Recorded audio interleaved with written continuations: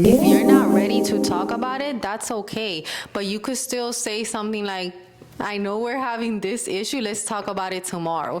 Address it, because if you don't address it, I'm gonna think he doesn't even care. Like I'm like having this mental battle inside, and he's just there snoring.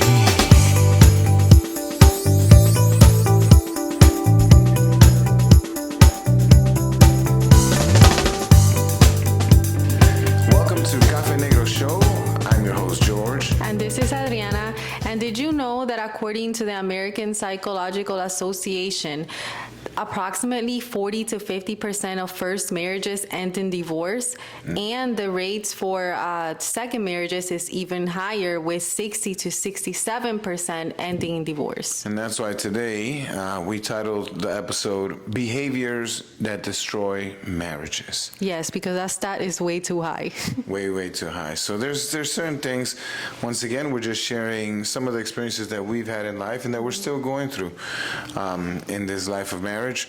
And so we broke it down into a few points that we think that we can be aware of, certain characters, certain things that maybe happen within a marriage that can be very dangerous and can separate us.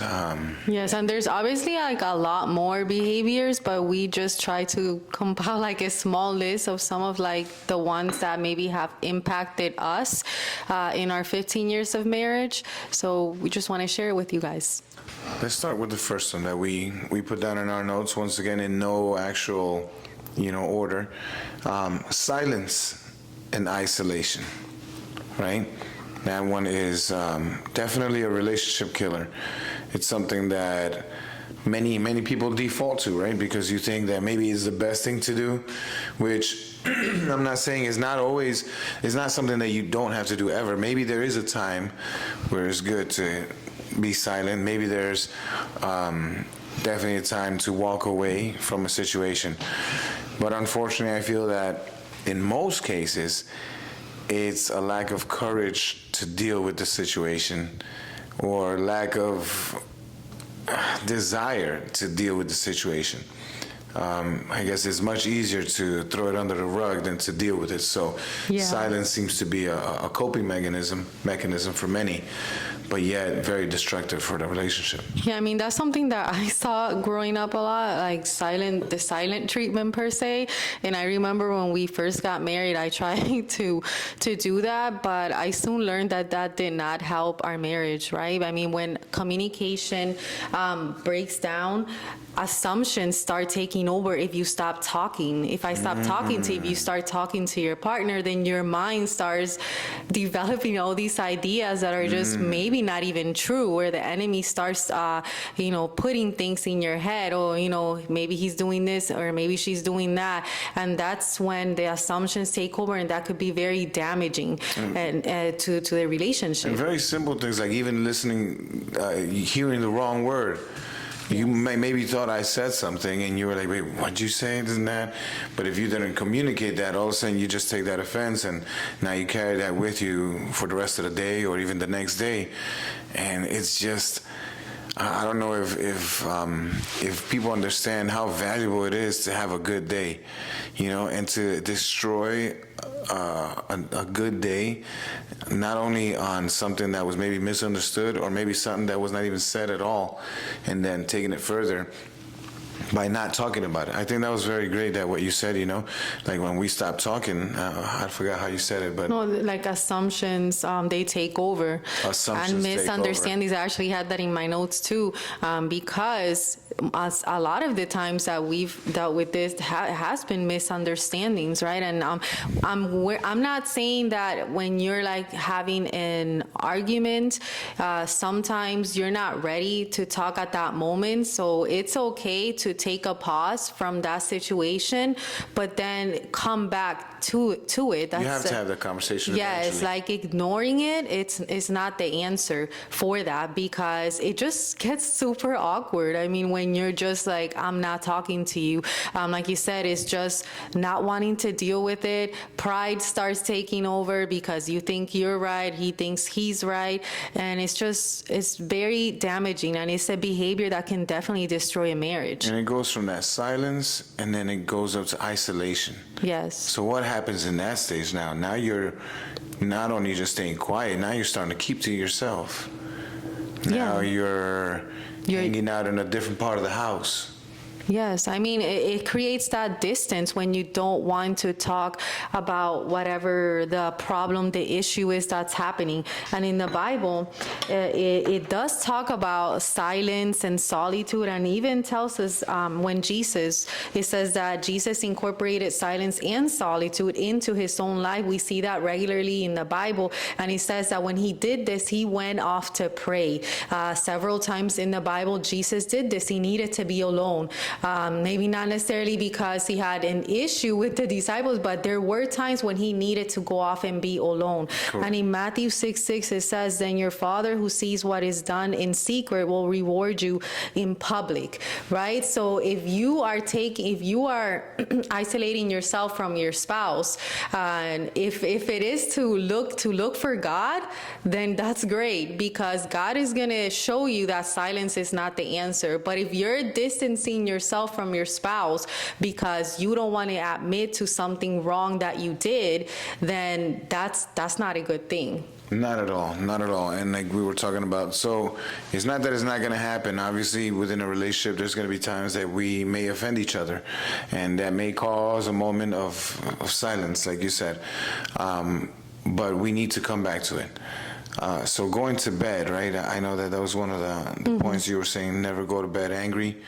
And that's biblical, right? We were talking about that, Ephesians 4:26. In your anger, do not sin. Do not let the sun go down while you are still angry. And do not give the devil a foothold. And that's another definition of what happens when we keep that silence. We're allowing the devil to start playing our minds, like you said, just coming up with these ideas of like what it could be, what it meant, what this and that, and it starts getting real dark from there. Yeah, I mean, that is so important, and there's been times when God has put the Holy Spirit has put that verse in my head when we had our issues and we're going to bed, and I'm like, the Spirit is like, you should really talk about this. But my pride won't let me. And then we go to sleep. And then when we get up in the morning, the problem is not solved. If anything, it's even worse. It's even more awkward. And the distance just keeps growing. And the Bible says you cannot go to bed angry. And it's not easy. No, it's not. You're talking about it's hard for you to bring it up. You can imagine it's twice as hard for me to bring it up, because usually it's not a subject I want to bring up. No, it's difficult to confront, certain things that are bothering us. It's a hard conversation to have, especially to go to sleep and you're tired. It's so easy to be, just forget about it. I don't even want, not to brush it off. But once again, these are habits that are dangerous for the marriages. Yes. You can't. You have to be intentional. I'm not gonna lie. And then guys, from a male perspective, I'm not gonna lie. We have to be. We have to understand the value of having these conversations. Like it's not just just because you're trying to please your wife or you're just trying to get over this conversation. No, there has to be a value of overcoming these situations because of the peace that comes afterwards. Yes, and like I was saying, like if you're not ready to talk about it, that's okay. But you could still say something like, I know we're having this issue, let's talk about it tomorrow. Address it, because if you don't address it, I'm gonna think he doesn't even care. Like I'm like having this mental battle inside, and he's just there snoring. He doesn't care. Now, once you say that, I think the conversation's on. Yeah. Like you just said, if you say that, and then I'm just like, okay, I'll have it tomorrow. Yeah. No, you want to have that. At least address it. I think just not ignore it, because again, just because you go to sleep, the problem is not gonna go away. You will have to face it sooner or later. And again, it's a behavior that can destroy the marriage if you let it go. for a long period of time. Yeah, and like we put in our note here, basically, it's not, God's design is for marriage to be unity, not separation. So anything that separates us is not part of God's design. So going on to the next one, not compromising. And I don't know why the first thing that comes to mind is Netflix. Oh, I actually wrote that down. Did you? I know. I did. Go ahead, what did you say? I mean, when you get married, I mean, especially for us, we are complete opposites. So our taste in movies is complete opposites. So one of like our major things like that sometimes we cannot compromise on is what we're gonna watch. But I mean, and yesterday we were trying to say, and I was trying to pick a movie that would like compromise for the both of us, and that is so hard. And we can definitely take that into the marriage, right? When we're trying to compromise on something, because there are gonna be times that you don't completely agree with what he's doing, with what he's saying, with a new idea, but there has to be a compromise. So it goes back to what we were talking about in the last episode about how important marriage is, right? It is bigger than you, it is bigger than me.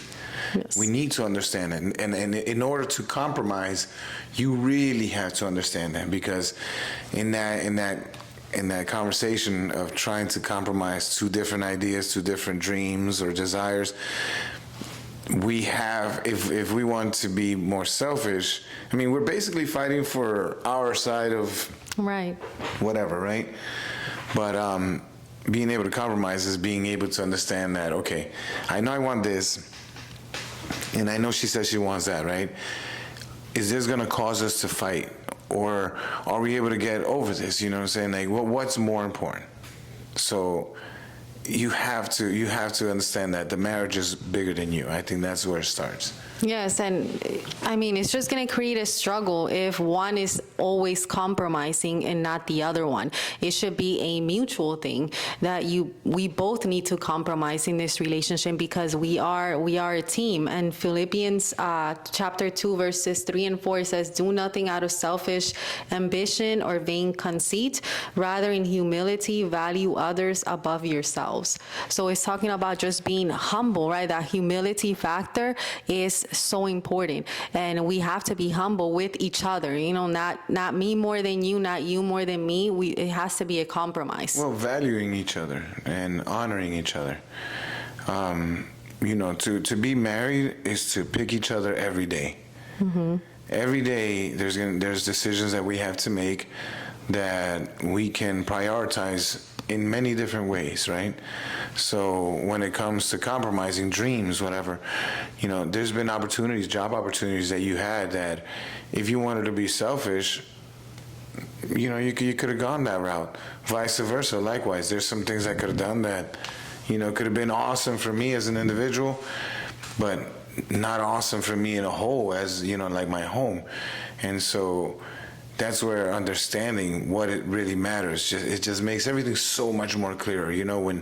When you're thinking selflessly, it's you're battling with certain decisions that should be very easy to make, right? Because you're trying to find an excuse to put the wrong answer where you know what the right answer is. Yes, don't let pride take over. That is, I think, the main key from this point, because that will destroy your marriage. Again, we have to remember that marriage is for a lifetime. So you have to learn to compromise. Maybe it's not the right time for you to do a certain thing. And the Bible says there's a time for everything. So again, just having that relationship with God, the time will come for you to be able to do that. And we have seen that throughout our marriage, or just different things that have come up that we have compromised in. And then, it just wasn't the right time. And God has the perfect time, and his dream, our dreams, like what he has for us, are beyond what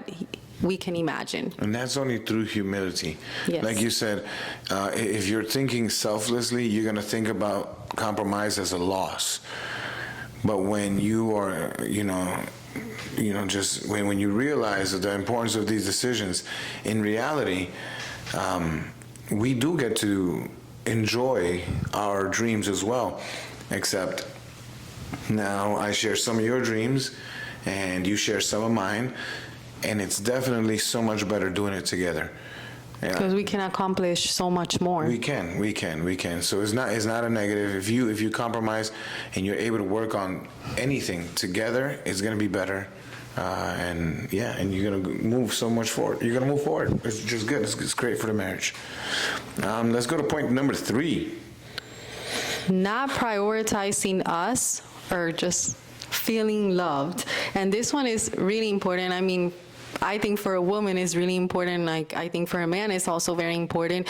Just making sure that we feel loved every day, and we need to express that love regularly.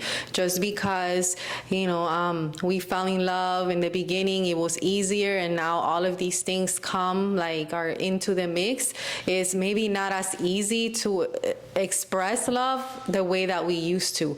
But we must learn to do it in some way, even if it's a small way, but it has to be consistent, because if I don't feel loved, our relationship definitely suffers from it. And a lot of that has to do with communication, right? Because like you're saying, so you're saying to feel love, right? And so in my case, the way I understand to love is to choose you every day, like basically, and in every way, as far as my time, my finances, my attention, anytime something else or someone else takes that from us, whether it's attention, finances, time, and the list goes on, it's unhealthy. It's unhealthy. So it is important for me to constantly, daily make these decisions that prioritize us. Because when we don't do that, definitely one of us is going to feel it. Yeah, I mean, the marriage becomes, in a sense, disconnected, and you, again, let that distance start growing and growing and growing, and the next thing you know, you don't even feel like that's your spouse anymore. It just feels like a stranger, like a roommate, like somebody that you don't even know, because you don't feel loved. And we've had these issues before, especially when the kids came.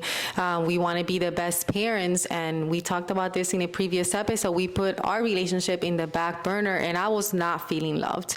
We were not spending that quality time together. I was just not feeling loved. But again, we were more intentional when we realized what was happening, and just to be able to show love regularly to each other.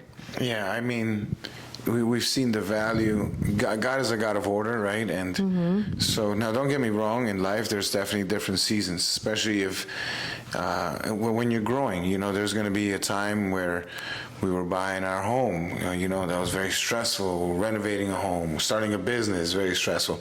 Having babies, that was, very stressful. So we couldn't go out on dates as much, or maybe, do our everyday, lovey-dovey kind of situation. So that's why communication is very important, because it's not necessarily, well, obviously the time that we spend together, right? But it's being in the same page. So, for example, there's been seasons where we haven't been together as much, right? Because of work or whatever the case. But if we kept the communication ahead, so the week is coming up, hey babe, so the week is coming up, how do we figure this out? What we got going on? Boom, boom, boom, boom. Whether I'm here or not, you're still feeling that love, because you're always involved in your part. Before I made any decisions, I prioritized you in that decision. Okay, love, I have to do this. When do you think would be the best time for me to get this done, etc.? You come with me. We compromise. We get into agreement with our schedules and responsibilities, and we have a great week. Without that pressure of oh man, am I giving her the time necessary that she needs this week because I couldn't. You're not always going to be able to give the same amount of time. But that communication makes all the difference. Yeah, I mean, feeling loved is so important. And there's so many, it's like a big umbrella that you could talk about so many different things, right? About forgiveness. You show love by, forgiveness when we fail, when one of us fails. It's just so big. But the important thing is that we both have to be givers. I have to give, you have to give. I cannot you cannot be the giver all the time, and I'm just used to receiving. We both have to give.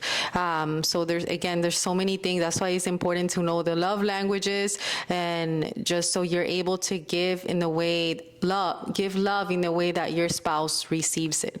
Yeah, and that's a whole other. Yeah, I know. That's what I said. It's such a big umbrella. Yeah, there's just so many things. Yeah. The 5 love languages, and all that, which is also another great tip. If you guys haven't done it, I would definitely recommend it, because it allows you to understand better how to express the love, because that's also a big thing. We receive love differently. But listen, guys, like we said, there's just so many things that we can say, behaviors that can really hurt a relationship. Some of them are obvious. Some of them maybe are not that obvious to you. Like Adriana was saying, not all of us come from the same backgrounds. Not all of us come from a perfect home. Some of us come from real life, where life is complicated and there's different life stories that happen. But all in all, we thank God we're here today. Any mistakes that our parents did, we forgive them, because they also did the best they could, knowing, Yes. it was their first time as parents. So if you understand that, us as parents, and we understand that more than ever. And that's why we're so intentional in putting value into our marriage, because the return on this investment is higher than anything else you can do, apart from accepting God in your life. Who you spend your life with is the most important decision you're going to make here on earth. Yes, and 1 Thessalonians chapter 5, verse 11, it says, therefore encourage one another and build each other up. Now, not just think about yourself. When you enter into a marriage, you're entering into a team, right? You're a team, so it's not about me anymore. It's about how do we build each other up. Yes, guys, and we would love to hear from you guys. If you haven't subscribed yet, please subscribe to Cafe Negro Show on YouTube. We're also on Spotify. Yes. But we would like to see some comments. We're on Instagram and Facebook, so DM us if you have comments or suggestions, good or bad. It doesn't matter. We just want to hear from you. We definitely feel that there's a lot of value in what we are trying to, leave here on this podcast. These are not our words, because what do we know? But these are what we learned from God, in our lives, and hopefully we can add value to our listeners. Yes, marriage is important. God doesn't want you to do life alone. Thank you for joining Cafe Negro Show. See you guys next time.